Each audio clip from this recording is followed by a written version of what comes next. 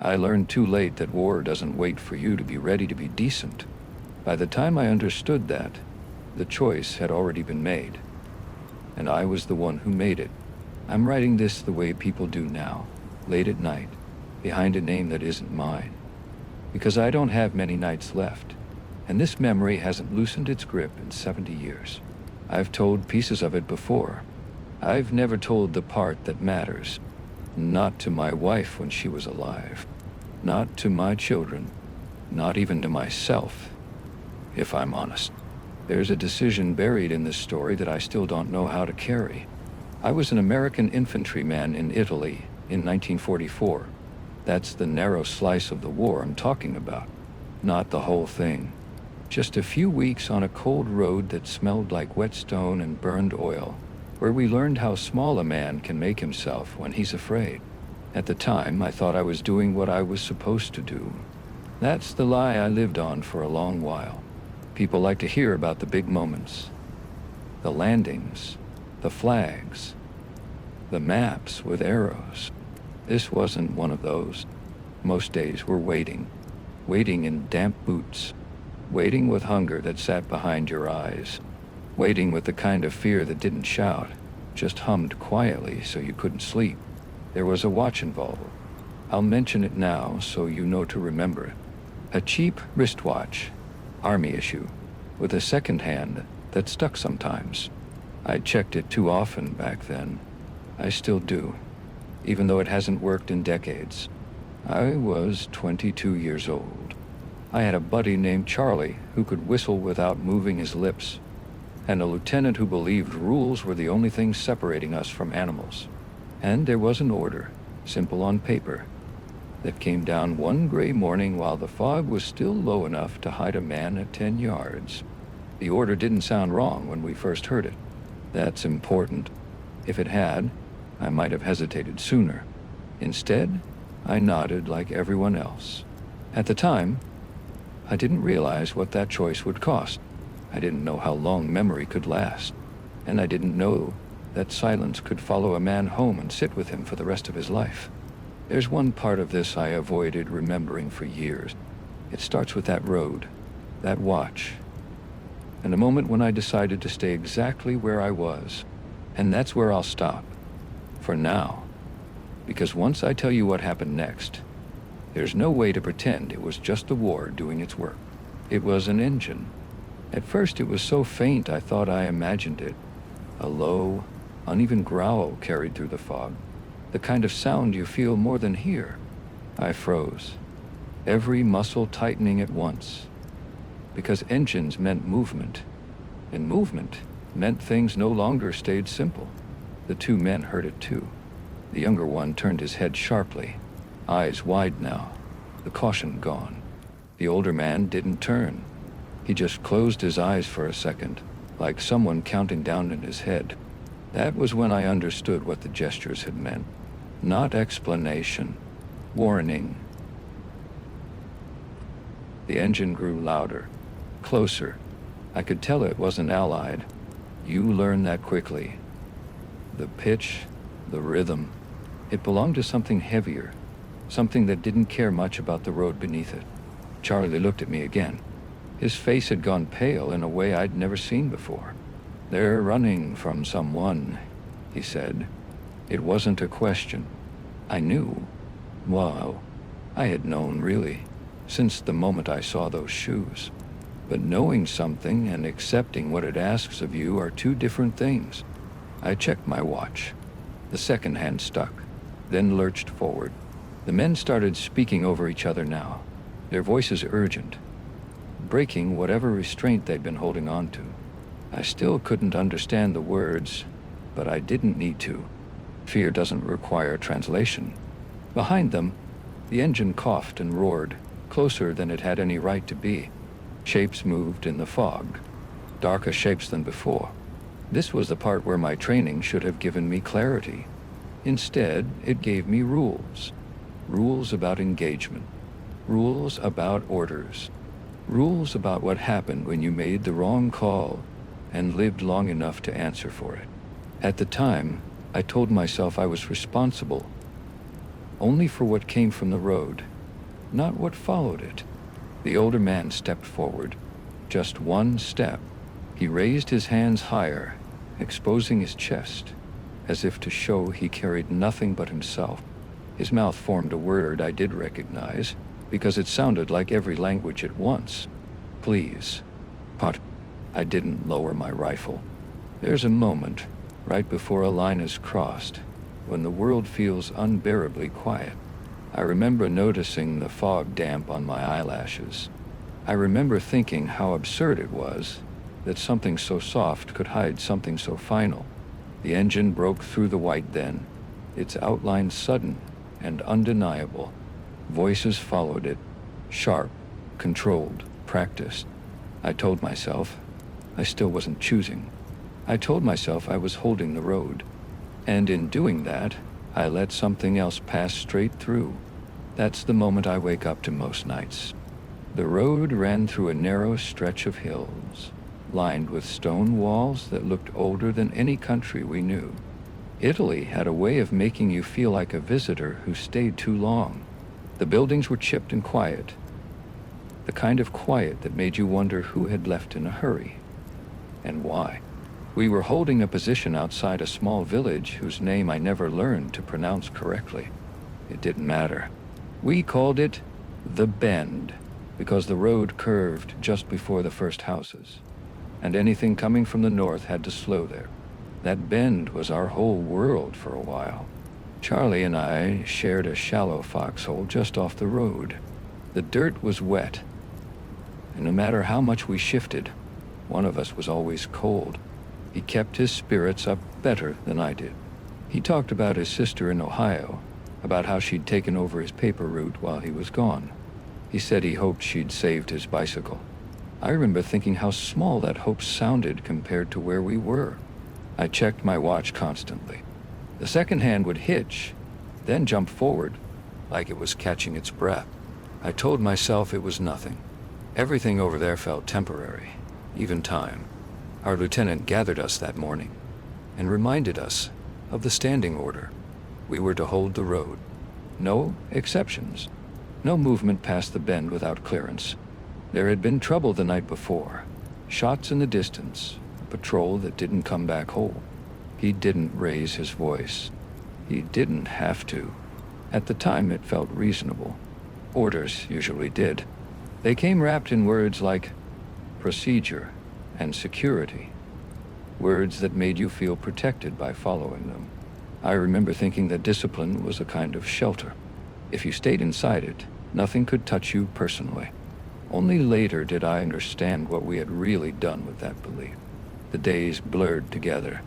We listened more than we talked. You learned to recognize sounds, the scrape of boots on stone, the wind pushing through dry leaves, the faint echo of something mechanical far off. Hunger made everything sharper.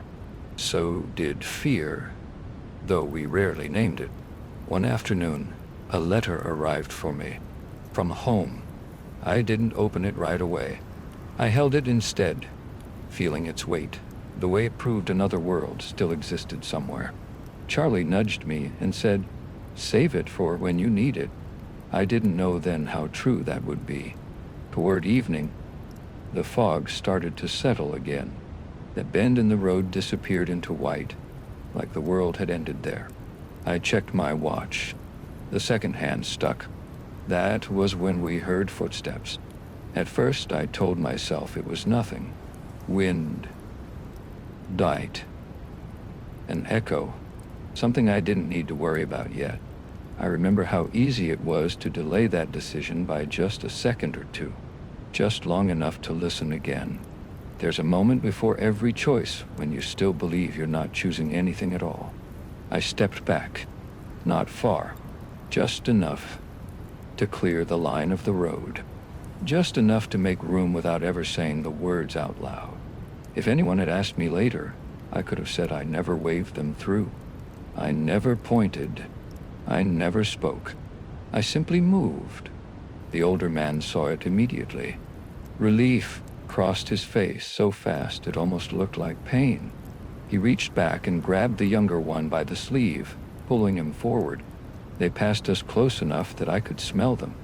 Sweat, damp wool, something sour from fear that had been sitting too long in the body. The younger one looked at me as he went by. I've tried for years to describe that look and always failed. It wasn't gratitude. It wasn't trust. It was something like recognition, as if he understood exactly what kind of help he was getting and how thin it was. Charlie didn't move. He didn't stop them either. Later, I wondered whether he thought I knew something he didn't, or whether he was just as afraid to be the one who acted. The engine slowed behind them. Voices grew clearer. Orders, short and sharp.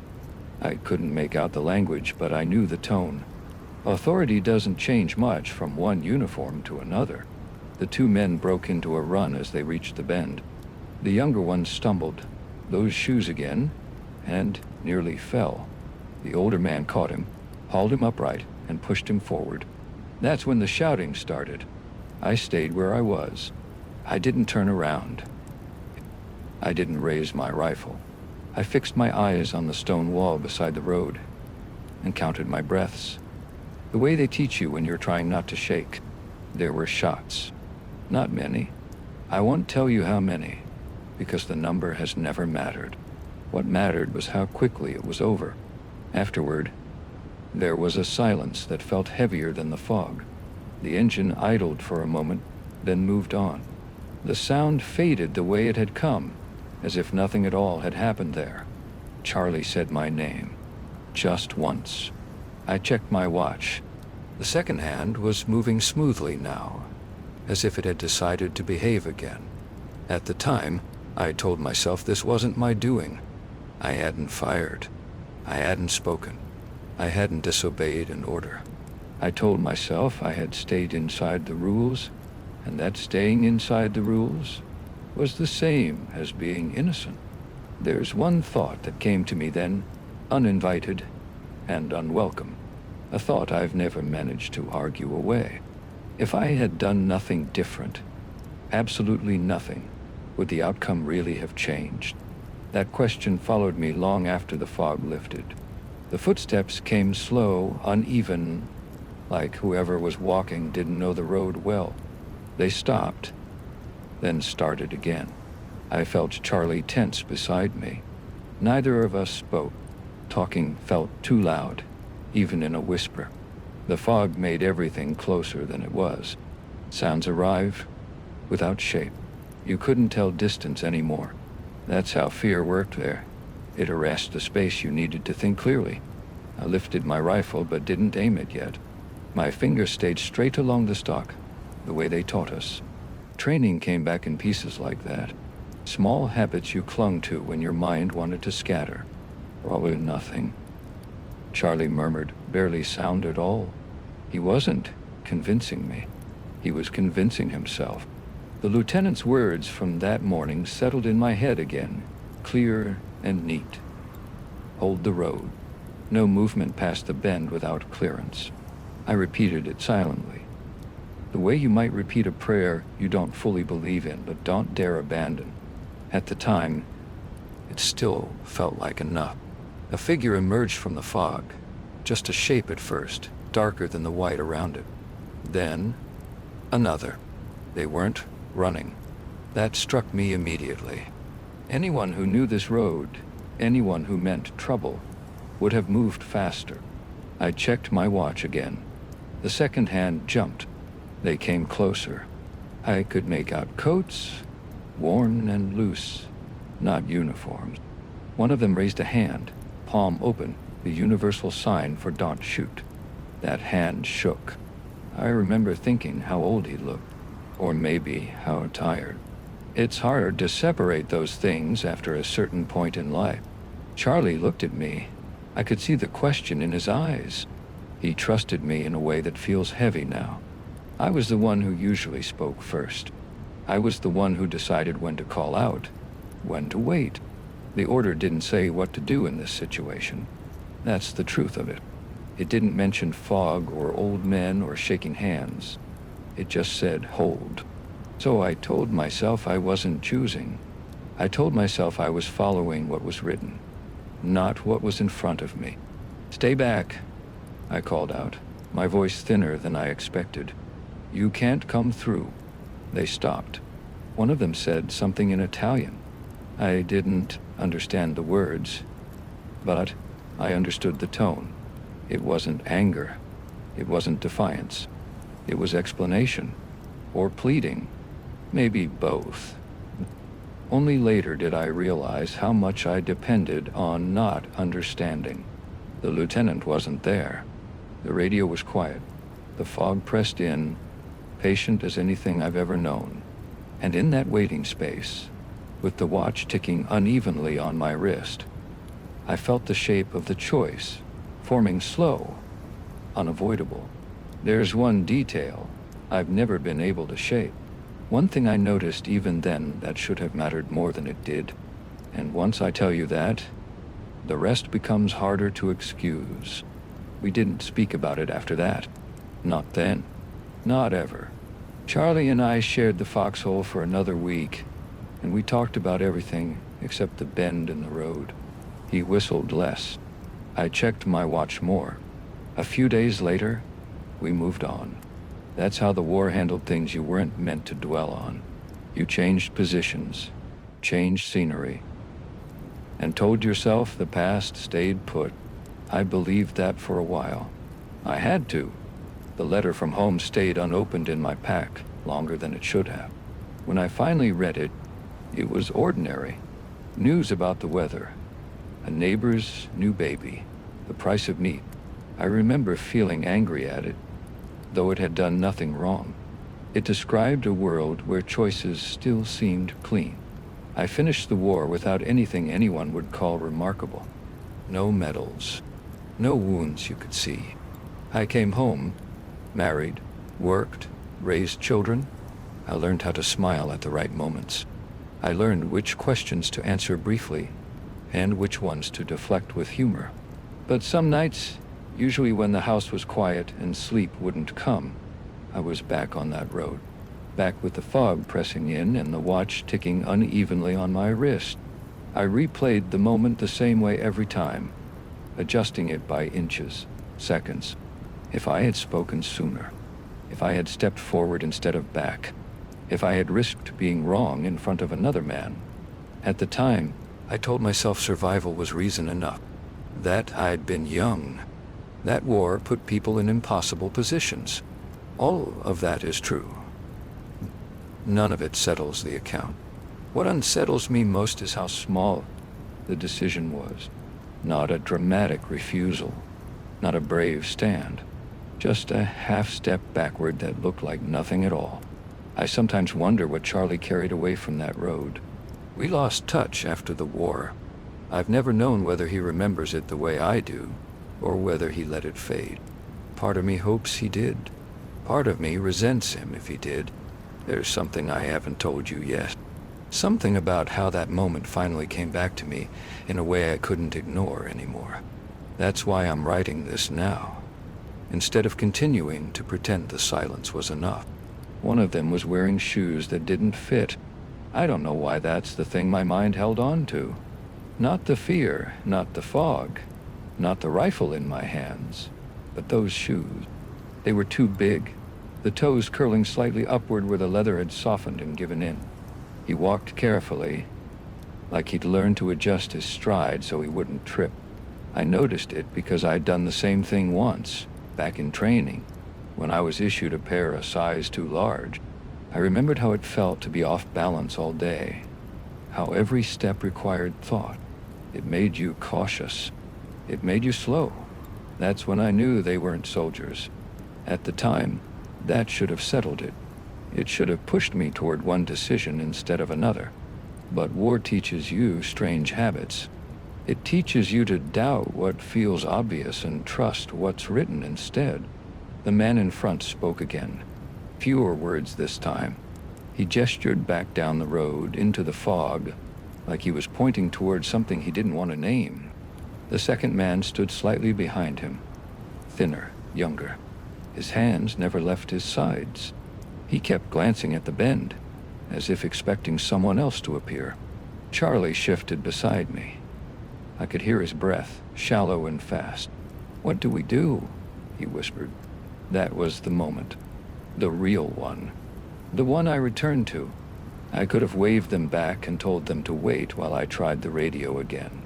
I could have walked a few steps forward, closed the distance, turned it into a conversation instead of a standoff. None of that was forbidden. It just wasn't required, and not required felt dangerous. I thought of the patrol that hadn't come back whole. I thought of the lieutenant's face when he said there would be no exceptions. I thought of how close home still felt and how easily that closeness could be taken away. So I did the smallest thing possible. I chose stillness. "Go back," I said again. Louder this time. My voice echoed off the stone walls.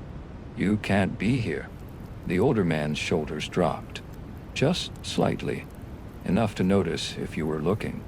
At the time, I told myself that was the end of it.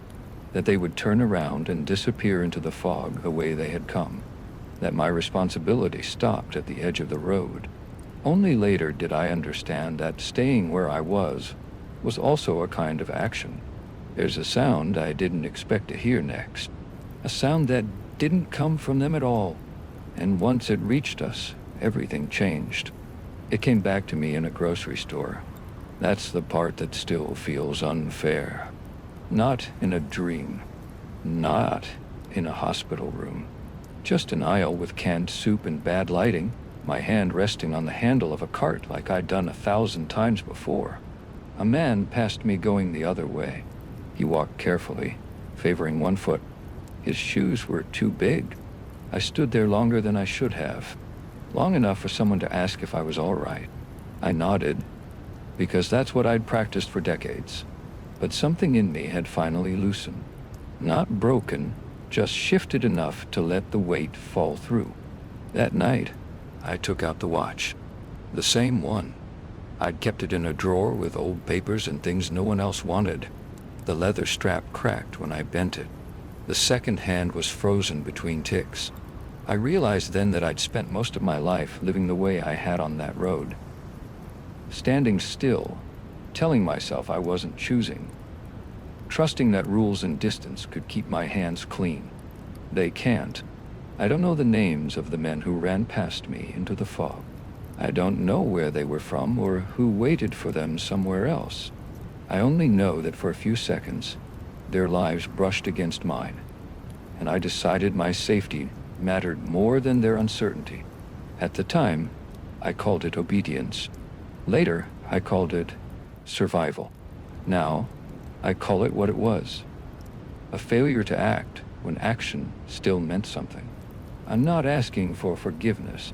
I don't believe in easy absolution, especially not this late. I'm writing because memory doesn't fade the way we're promised it will. It settles. It waits. And if you don't face it, it decides who you become without asking. The war ended for me the way it did for many.